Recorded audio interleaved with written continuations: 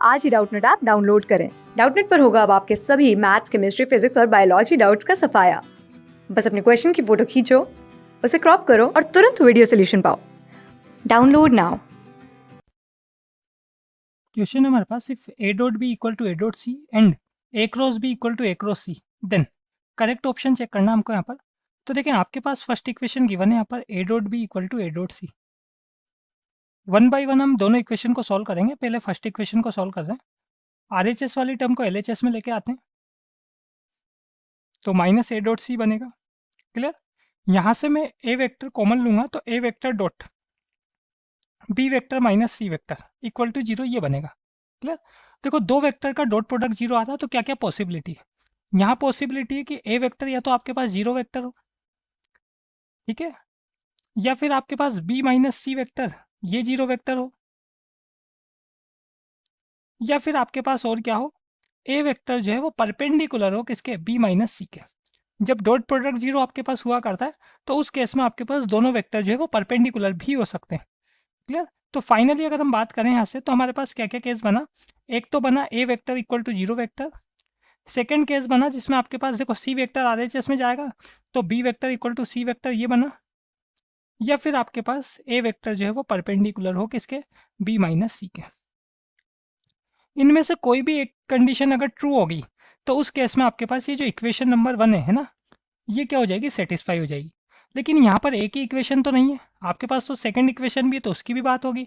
फिर इन दोनों रिजल्ट से हम क्या करेंगे, ये इसको मैं सेकंड दे देता हूँ, इन दोनों से हम क्या करेंगे, फाइनल आंसर देखेंगे। तो सेकंड इक्वेशन है हमारे पास, देखें क्या, A cross B equal to A cross C. ठीक है, नाउ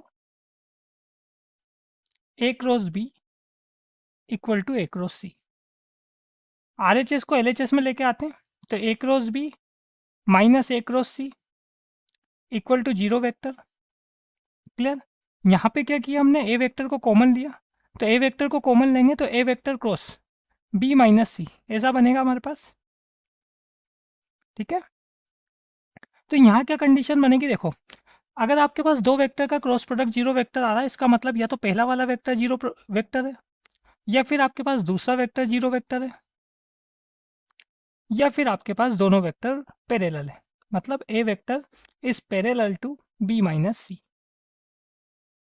ठीक है, तो इसको फिर से थोड़ा सा सॉल्व कर लेते हैं। हम यहाँ पर देखें, ये या तो हमारे पास ए वेक्टर जीरो वेक्टर हो, या आपके पास बी वेक्टर सी वेक्टर के इक्वल हो, या फिर आपके पास ए वेक्टर पैरेलल हो बी माइनस सी के। ठीक है, इसको इक्वेशन नंबर हमने यहाँ पर थर्ड दे दिया।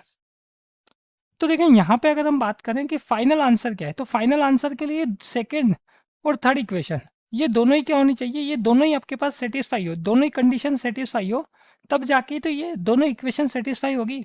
या ऐसा आप बोल सकते हैं कि ये दोनों इक्वेशन को सेटिस्फाई करने वाली कंडीशन ही क्या होगी, ट्रू होगी। तो देखो इन दोनों में कॉमन क्या है, सेकेंड और थर्ड में कॉमन क्या है वो हम देख लेते हैं। तो फ्रॉम सेकेंड एंड थर्ड, तो सेकेंड और थर्ड में कॉमन है एक तो ए वेक्टर का जीरो वेक्टर होना, देख लो आप दोनों में ही चल रहा है। अगर ए वेक्टर जीरो वेक्टर हुआ तो दोनों ही इक्वेशन है ना, देख लो दोनों में ही है, तो जो क्वेश्चन की दोनों इक्वेशन है दोनों इक्वेशन सेटिस्फाई हो जाएगी। या फिर आपके पास बी वेक्टर सी वेक्टर के इक्वल हो तो भी क्वेश्चन की दोनों कंडीशन सेटिस्फाई हो जाएगी, देख लो बी इक्वल टू सी दोनों में ही है। इसके बाद जो तीसरी कंडीशन है वो दोनों में अलग अलग है। तो ये वो दो कंडीशन है जो आपके पास दी हुई क्वेश्चन है ना, जो क्वेश्चन है आपके पास उसमें जो गिवन इक्वेशन है उन दोनों इक्वेशन को सेटिस्फाई करती है। तो देख लेते हैं ऑप्शन में, आपके पास फर्स्ट ऑप्शन ऐसा नहीं है ना, सेकंड भी वो नहीं है, थर्ड ऑप्शन है। देखो ए या तो जीरो के इक्वल हो, मतलब जीरो वेक्टर हो, या फिर बी और सी इक्वल हो। ठीक है, यही आ रहा है आपके पास आंसर। तो option number third is correct option. Class 6 से 12 से लेके नीट, IIT, JEE मेंस और एडवांस के लेवल तक 10 मिलियन से ज्यादा स्टूडेंट्स का भरोसा। आज ही डाउनलोड करें डाउटनेट ऐप या व्हाट्सएप कीजिए अपने डाउट्स 8400 400 400 पर।